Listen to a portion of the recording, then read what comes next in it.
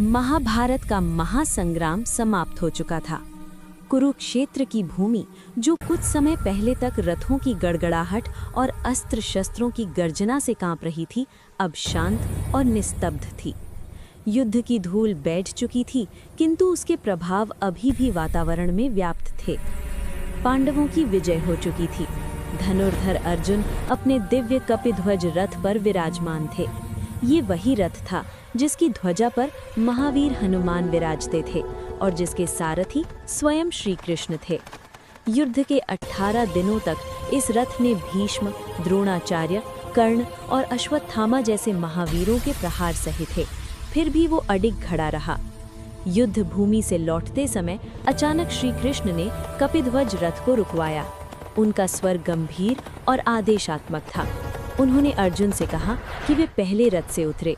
अर्जुन कुछ क्षणों के लिए चकित रह गए। परंपरा के अनुसार सारथी पहले उतरता था, पर श्री कृष्ण की आज्ञा के आगे प्रश्न का कोई स्थान नहीं था। अर्जुन ने मौन में उनकी आज्ञा स्वीकार की और धीरे धीरे कपिध्वज रथ से नीचे उतर आए।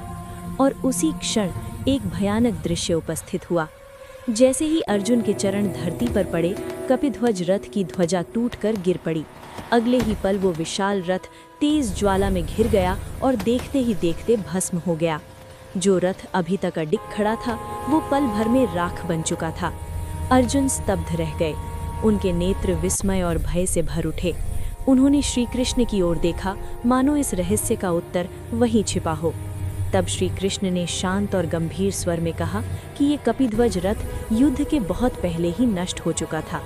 भीष्म के दिव्य बाणों, द्रोणाचार्य के प्रचंड अस्त्रों, कर्ण के अमोघ शस्त्रों और अश्वत्थामा के घातक प्रहारों ने इसे कब का चूर-चूर कर दिया था। परंतु जब तक श्री कृष्ण उस रथ पर विराजमान थे, काल भी उसका कुछ नहीं बिगाड़ सका। उनकी उपस्थिति ही उसका कवच थी और उनकी इच्छा ही उसकी रक्षा। जैसे ही श्री कृष्ण रथ से उतरे, समय ने अपना कार्य पूर्ण कर लिया। अर्जुन नतमस्तक हो गए। अब उन्हें ये सत्य भली भांति समझ में आ चुका था कि ये विजय केवल उनके पराक्रम की नहीं, बल्कि ईश्वर की कृपा की विजय थी। ऐसी ही दिव्य कथाओं के लिए हमारे चैनल डिवाइन टर्बो टेल्स को लाइक, शेयर और सब्सक्राइब करना ना भूलें।